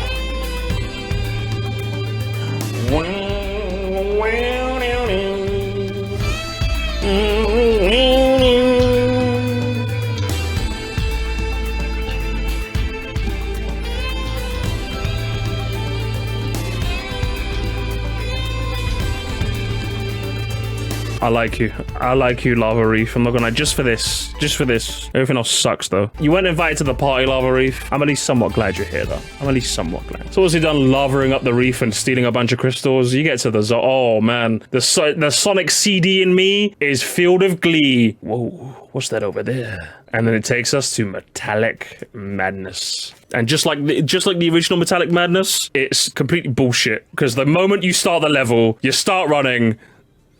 Oh, sorry, bitch. Did you think you were going to run in this level? Oi, you're not running in the halls, lad. This is where Sonic becomes a platformer, mate. You got to stop that running there, Chief. Hey, oi. You got a license for that running, mate. Calm yourself. So even I paused, I'm like, oh shit, I forgot my license at home, lad. Oh no. But yeah, this is if speed was the name of the game in the zones leading up to this is where they really want you to be a platforming Andy. This is where Sonic becomes a platformer, you know? I know a lot of people, there's a lot of Sonic Andys that are like, oh, I want Sonic to be fast.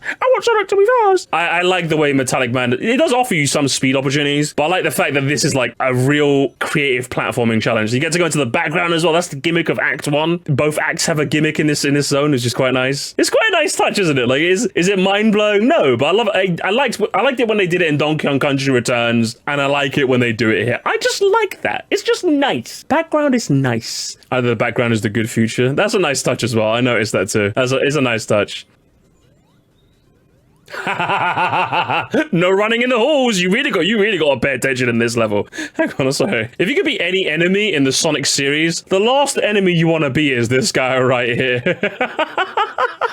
He just carries some spikes and he's like trying to move while holding them. He doesn't know where to put them. He's like just spikes on the go. This poor bastard. He can barely move fast. Oh man, I feel bad for him. I really do. People gonna have their hold right to go fast levels early. Yeah, exactly. That's what I mean. And even though Sonic Mania was quite generous with the speed levels, I'm okay with like the second to last zone in the game just being like a platform. And even see, like I'm like, brother, I'm going away. I don't want to fuck with this level. You know, I'm respecting this level's authority. Not enough apparently because I'm still losing rings. I'm getting bodied. I'm so bad at Sonic. I'm so sorry. I'm I have to make an apology video to fucking a Weibo. Recording gameplay is so nerve-wracking. I'm just like, I suck at this. Everyone's gonna hate my footage. And you go from background to foreground, back to background again. Oh my god, it's so good. I think this level is just full of charm. It's been a while since this game charmed me, but I think Metallic Madness definitely charmed me. Could you tell I like Sonic CD? Could you tell by any chance? And then you get to the boss, which, oh my god, guys, what is this a reference to, guys? What do you think this is a reference to? I wonder what it is. Shout outs to Sega or Sonic Team or Christian Whitehead, should I say? Christian Whitehead. Big props for referencing Ice Climber in your Sonic the Hedgehog game, you know? Very bold of you. Very bold of you to reference the hit game Hogan's Castle. Very nice of you to do that.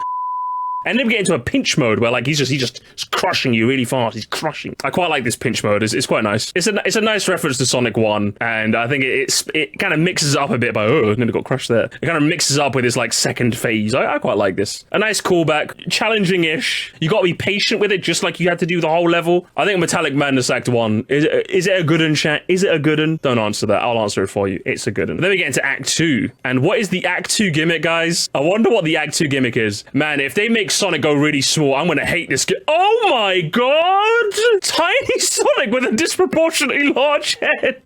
Man, I used to love Sonic, but they really turned Sonic into a baby game, man. Fuck. Oh man, they babyfied my Sonic. But yeah, you got to go baby mode in the Sonic CD game, but I don't really think they used the babyfication mode that effectively in Sonic CD. They used it a bit, but I didn't use it as much as I'd like. In this level, that's like one of the gimmicks, along with these like abilities to go into the foreground or background with these spinners as well. But yeah, the baby mode is the thing. In Sonic CD, it was only in the section at the end. Yeah, they didn't use it a lot on Sonic CD, so I'm glad they kind of based a bit more of the level around this. It's pretty based of them to do that, if you ask me. Oh, I nearly got crushed there. Did you see that? That was pretty good. That was pretty good. That was Pog gaming of Sir Musty right there. Yeah, I just like it. It's quite nice, isn't it? It's not, again, not a crazy gimmick, but it was quite charming. It's quite charming, isn't it, when you see Tiny Sonic? What actually made it really, really fun, though, was the boss. You're like, okay, you're gonna make me big mode before I fight the boss, right? But then no, you end up going straight into the boss room in baby mode. So you end up having a baby boss for baby gamers, and it becomes one of those, I don't know what those machines are called, but it becomes one of those like spinner machines, you know, like those, like you put a coin in and you spin it and then you get something out of it, except you flip the machine and you end up getting old Eggman bosses, you know. You end up getting the first boss from Sonic 2,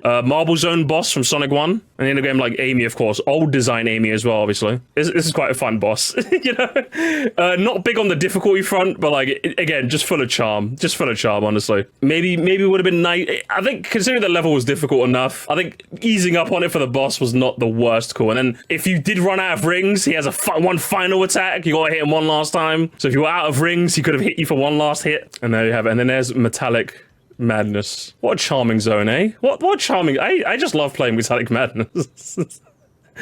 Oh man, could you tell I love Sonic CD, guys? I fucking love Sonic CD. Should we listen to Metallic Madness? Okay, chat. Do you know Super Mario Bros. DS? When Mario finishes a level, we all interpreted what he said in a different way. I don't know what the lyrics say here, but like I hear that is great. That's what I hear. And these lyrics say, I don't know what you hear.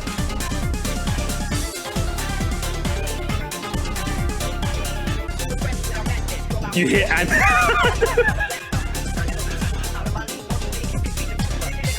anime, and what?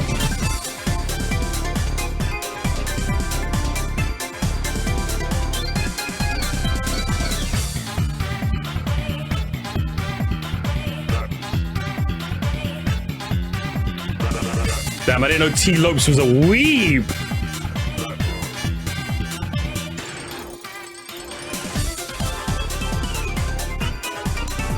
Third best track in the game, if you ask me. As of now, you're going in the wedding playlist. Is Act 2 gonna join the club? Is it gonna join the elite?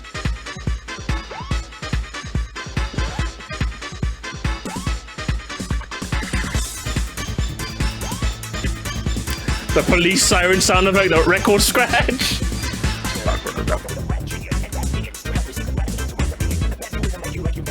Mumble rap be like.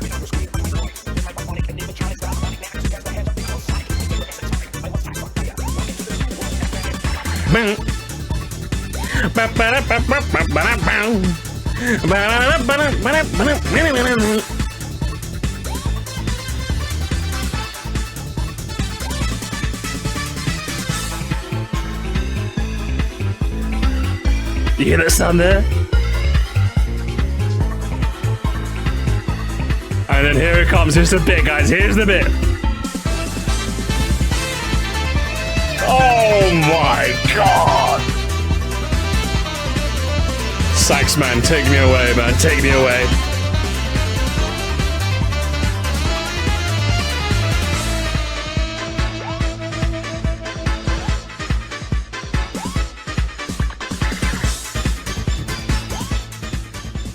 It was short-lived Metallic Madness Zone 1, but Metallic Madness Zone 2 is my new bronze medal.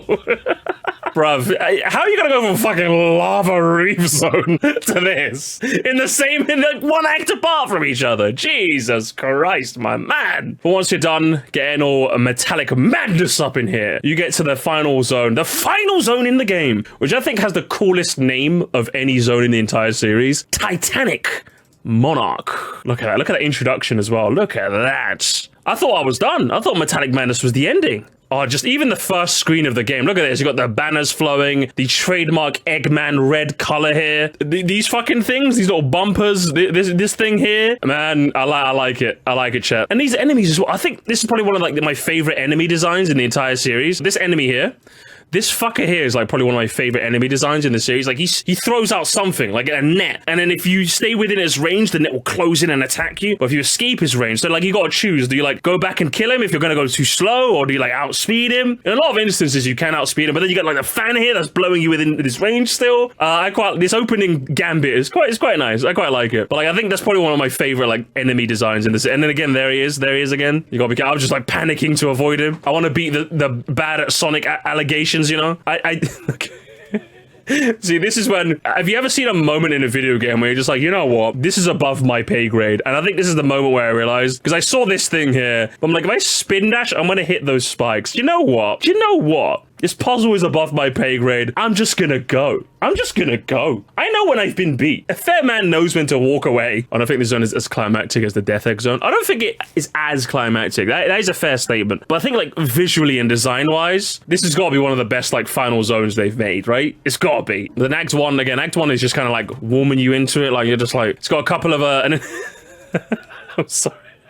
I just love this face that Sonic makes.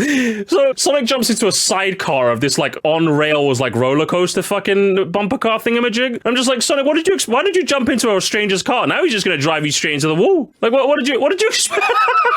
He's like oh, look, and you still get to go fast as well. I love it when Sonic lets me go fast. He does the Naruto run thing. I don't think this act, or maybe even the zone, has like the trademark difficulty you might expect from a final zone. But I would say visually it's very appealing. Gameplay-wise, you're almost always doing interesting stuff. I quite like how a Titanic Monarch introduces itself. And then once you get to the end of the level, the elevator, the security lift elevator thingamajig. Okay, so what you're supposed to do, and because I'm shit, I can't do this properly, but the whole idea is that it has these protective spheres going around it. You're supposed to hit the eye. Every time you hit it for some damage, it blows up one of the spheres and shoots spikes at you. I didn't notice it was shooting spikes until way later, so I kept getting hit. I think now I realize, okay, now I know what I'm supposed to do. Doesn't stop me from still getting hit a bunch, obviously, but now I realize, okay, yeah, so once I hit it, I'm supposed to there we go. Game design. I could figure out if you let me just hit you a bunch for free. And then once you like knock it off of its perch, it starts to move.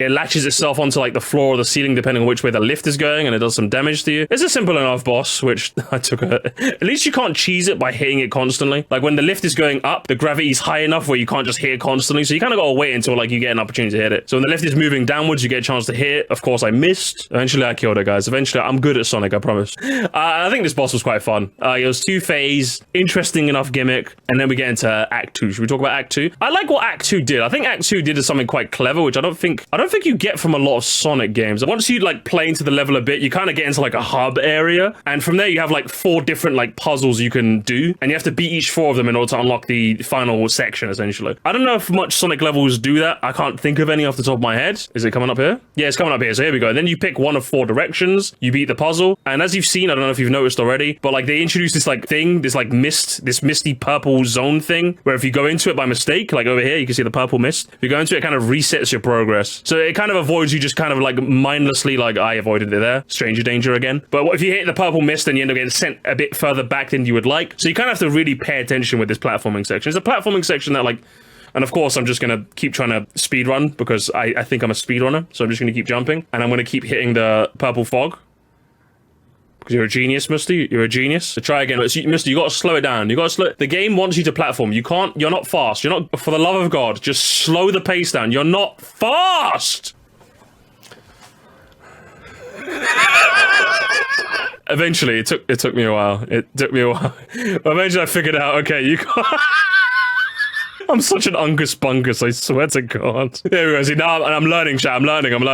Here we go. You have to do all 4 of those puzzles eventually, if you're not just a fucking fake speedrunner like me. You beat all 4 sections, and then I think the portal opens up. You jump on in to Eggman's final boss. Now...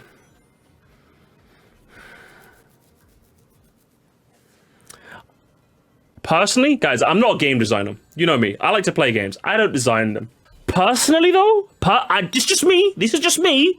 I don't really like it when bosses do a thing where the more damage I do to it, the weaker the boss gets. Normally, I felt like we established this. The more I hit you, you're supposed to get, like, stronger. And yet this one is the reverse. Because as you can see, the more you hit Eggman, these are like the tentacles he has, right? They electrify. So the more you hit him, obviously I'm still being an impatient Andy, but the more you hit him, you'll notice that like they get knocked off, so you have more room to attack him. And I'm like, surely the reverse would have been better, right? Like he has 1 tentacle to start. When you hit him, like he gains another one. Then he gains a 3rd one. The hard-boiled heavy section is quite fun. As I said, like as the Chaos mentioned, as you do the boss, as you keep hitting the boss more, eventually he'll like throw some hands at you, literally. If you get hit by one of them, which I think you inevitably... I don't think you can avoid... Can you avoid them? I don't know. You end up getting into a hard-boiled heavy section. There's usually a short section, which involving one of them. This is the magician section. You have to pick the right one, otherwise you take damage. So, I like that. But yeah, I've never been a fan of when bosses get weaker the more you damage them. Sonic CD had the same issue. Its final boss also did this. And I'm just like, for all the clever boss designs this game has done, I'm not a fan of that. So eventually you do end up beating him. Eggman is dead forever. But of course, once you go, if you get with the 7 Chaos Emeralds, you get a bonus level. Titanic Monarch as a whole, I think it's a fun level to play, but I don't think it's the best finale. I think there's a lot of creative things, but like oddly enough, for a 12th and final zone, I don't think they stick the landing in terms of difficulty. Like in terms of the aesthetic, I love Titanic Monarch. It looks fantastic. The gimmick of like having a central hub and like having to platform around, I really like that. There's just something about it that's missing. I don't know what it is. Maybe is it not difficult enough? It's long enough because again, I got 9 minutes on the clock by the time I went to Eggman. I wanted my balls crunched a little, you know? I still like it. I still think it's a fantastic zone. But I think I'm going to put in the and Knuckles tier. It might be a bit low for you, which I understand, but for a final zone, I've got a bit of a high bar. And Titanic Monarch doesn't quite clear it, if you ask me. It doesn't quite clear it, unfortunately. Can the same be said for the music? The music is surely great. Built to rule.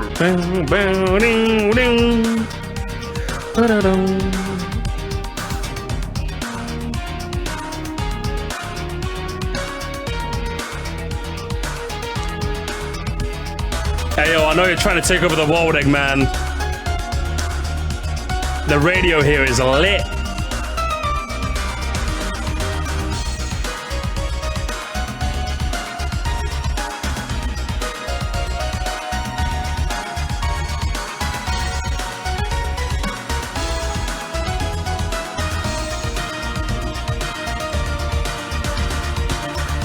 That loot point as well is just, oh. It's so good. It really is so good. That little dial-up sound as well. I just heard it as well. Like I didn't really hear it at first. There, right there. That's quite charming. I like that. I like that. Titanic Monarch. Where's Titanic Monarch? Here we are. Very good. I'm jamming to this. Ooh, S tier. S tier. It's good. Sonic T-Lopes. You're still not disappointing me. Is Act 2 gonna step up the jam? Ooh. Now we're really in the steel cortex. Ooh, this isn't your dad's Sonic anymore. This is real Sonic. Maria. Whoa.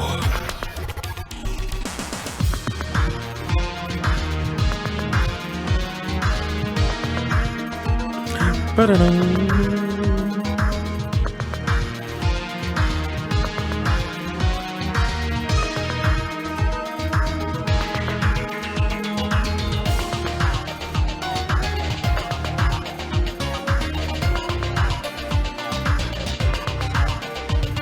It really does feel like a final level, doesn't it? Even if the level might not necessarily.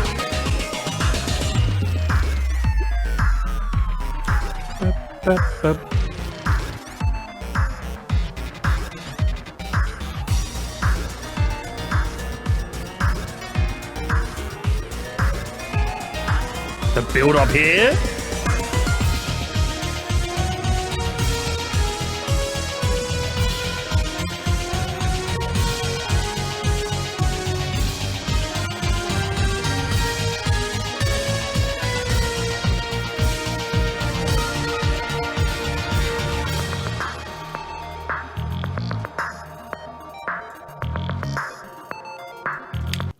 Personally, though, if you ask me, I think Act 1.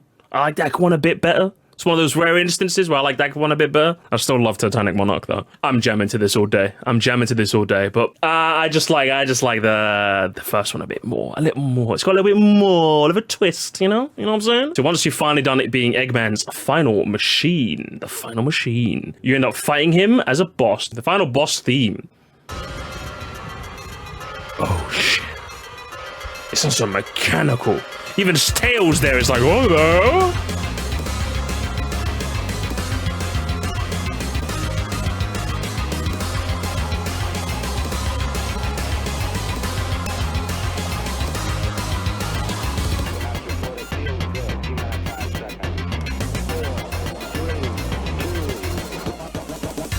Oh my god. That countdown you had in there?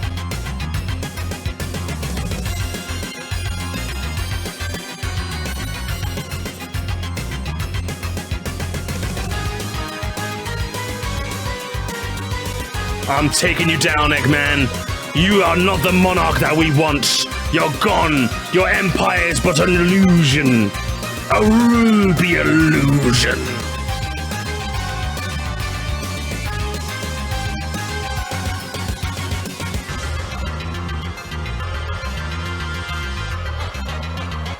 My laugh as well. I'd put it the top of S tier. It doesn't quite have enough for me to make the wedding playlist, but god damn! The boss might have been a bit disappointing, but the music did not. What about the next one though? What about once you finally beat Eggman's final machine and you have all the power of friendship and all 7 Chaos Emeralds? The leader of the hard-boiled heavies and Eggman ended up fighting, which I didn't know there were 2 different groups. I thought they were like working together, but I guess a bit of betrayal, a bit of trouble in paradise. You end up teaming to fight both of them, and then as you're fighting them, you get one final theme to end it all. Doobie dooba, doobie doobie dooba, doobie doobie dooba, doobie doobie dooba, doobie doobie dooba. He's a semi-aquatic, egg-laying mammal of action. He's a furry little fluffer who never flinch from a fray. Yeah. Let's dial it back, guys. Let's sing the bit. Let's all sing it together. Doobie doobie dooba, doobie doobie dooba, doobie. It's Perry the platypus. You can call him Agent P. Perry, Agent P.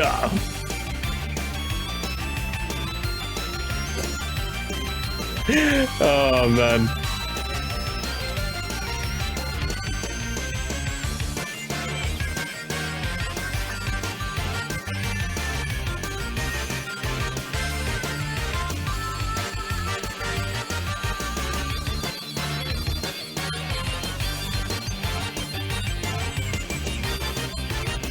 Alright, we're gonna do the fist bump bit now, chat. Together we can show the world what we can do. You are next to me and I'm next to you. Pushing on through until the battle's won. No one's gonna give a thing to us. Into each other we put our trust. Standing united after the fight.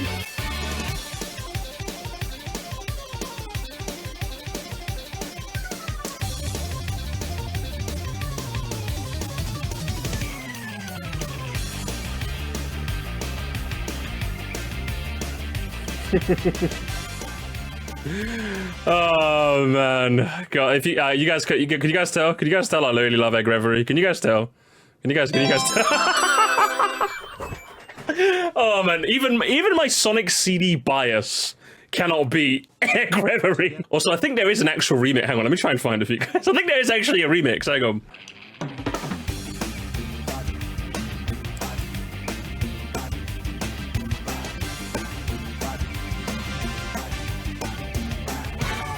He's a semi-aquatic, egg-laying mammal of action. He's a furry little fluffer who never flinched from a fray. He's got more than just mad skill. He's got a beaver tail and a bill. And the women swoon whenever they hear him say, "You're too slow." He's Perry the Platypus. You can call him Agent P. Perry! I said call him Agent P.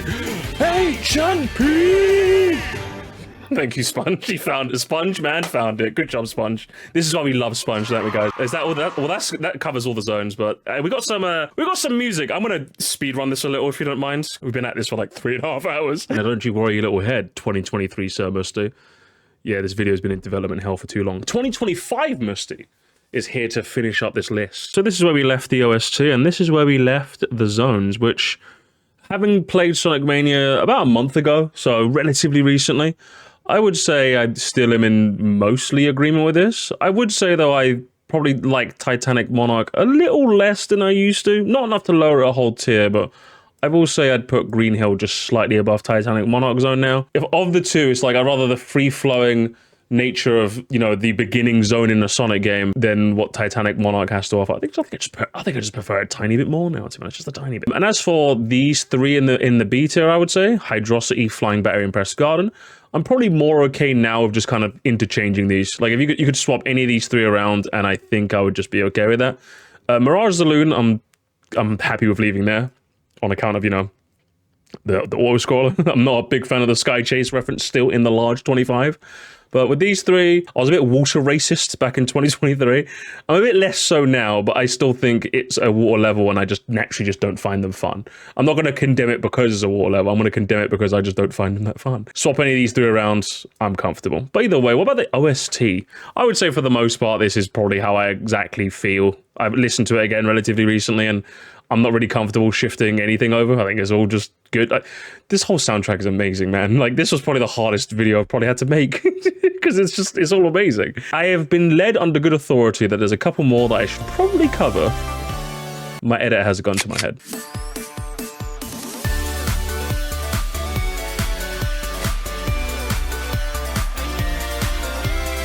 If you're ever going to make a piece of music to accompany the revival of 2D Sonic 7 years ago, is there a better piece of music you could have had?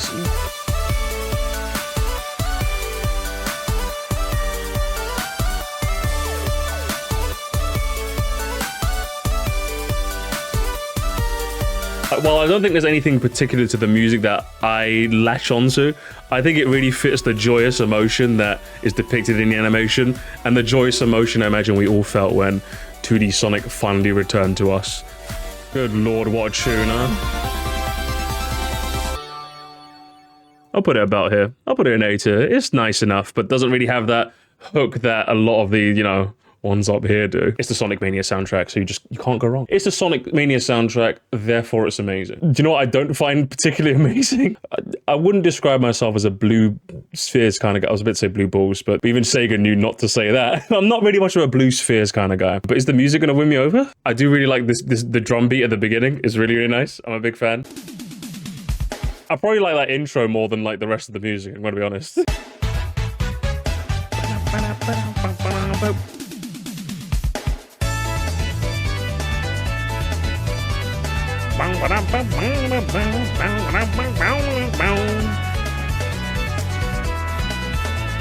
Feels weird without the existential dread of accidentally hitting a bumper and walking backwards and then turning yourself around so you can walk forwards. And then jumping on an orange sphere and landing somewhere you didn't expect to, and then losing. And you're annoyed with yourself, not that you died, but that you went through the effort of doing the blue spheres, even though you know you don't like them.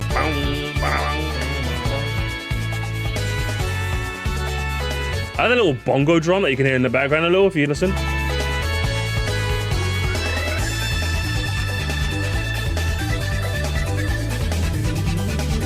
And then we're getting faster, baby. We're getting faster. You know, even faster. Even faster.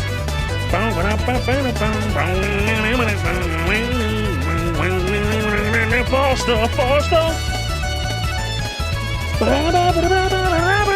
For a level like the Blue Spheres, you want something that's relatively pleasant on the ears, but also quite simplistic, so you can zone it out when you really need to concentrate. And I feel like Blue Spheres does that quite nicely, without doing anything too memorable, if you ask me. A lovely reference, sure, but I'm not really too big on Blue Spheres. So is it impacting my enjoyment of the music? Maybe. I'll leave you here, to be honest. Still a bop and a half. I like it, but I'm not particularly married to it, you know? Would I describe myself as particularly married to the special stage music? Special stage? I'm Sean Connery.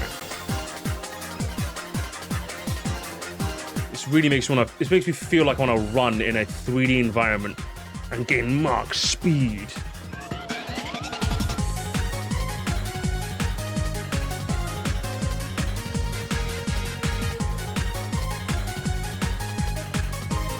And is it me or did some of the encore ones get really tough? Some of these were so hard, man.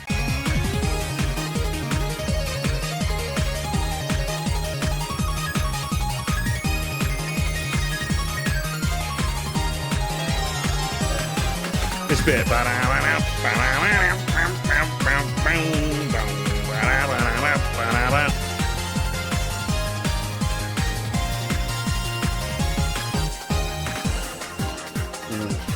A lovely loop as well. Oh, it has that same feeling as Blue Spheres for me, but like on a higher level, you know? It's made to be relatively simple so you could zone out and concentrate, but I think this one has a little more meat on the bone than Blue Spheres does, you know? So as a result, I'm gonna rate it a bit higher. I'll put it about here. I'll put it in like middle-ish A tier. I think it's about fair for, what's it called? Dimensional Heist? It's not stealing my heart and mind, but it's a jam to listen to for sure. Once we're done collecting all of the emeralds, finally get to evolve into our true form. Super Sonic! Now I'll show you!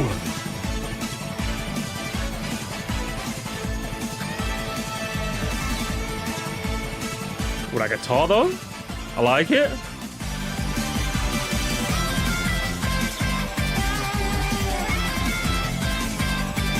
I haven't had another chance to listen to this properly since I didn't really use Supersonic too much, but it certainly beats those 2-second loops from older games, huh? But I guess in this case, you want something that makes you feel really powerful, that you can enjoy the sound of. And with those trumpets blasting, and with that blasting brass and that... Love it. I like a good electric guitar. I don't know if you could tell. But I think it sets the tone perfectly for exactly what you want.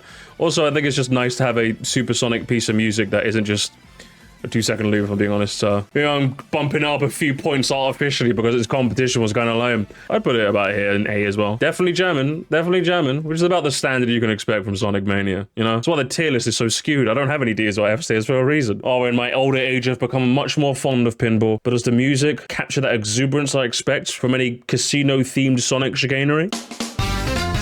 Ooh, hey, okay, all right, starting off strong.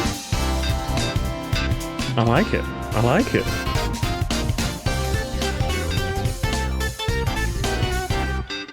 Knowing Mania, this song is probably a reference to another game. If it is, tell me in the comments. I guarantee it is. Is it? Hang on. Are you guys hearing it? Monkey reference in my Sonic? Sign me up. Sign me up. Oh. All right, boss. I'll leave it to you. So, is this your pinball table?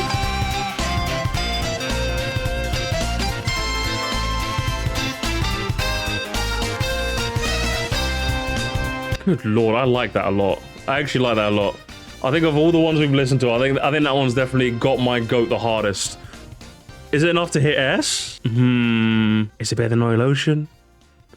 You know what I am. I'm gonna put in. I'm gonna do it. I'm gonna fucking do it. I just love the way this sounds, man. Not the big dogs in the penthouse suite, but I think you creep into the executive lounge for sure. And of course, gamers, when all is said and done, when you've finally done everything there is to do in this fantastic video game, what else do you hear but the end credits? It's like Palm Tree Panic all over again. Yes.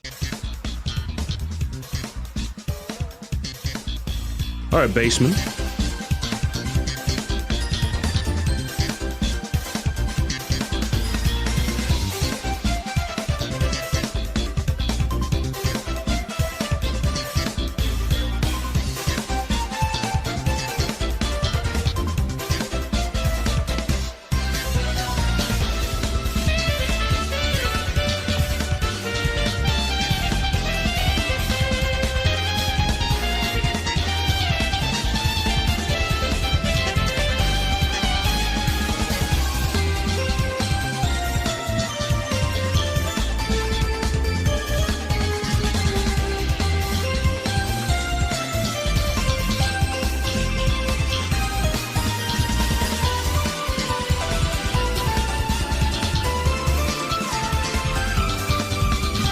Sonic never lied in mine.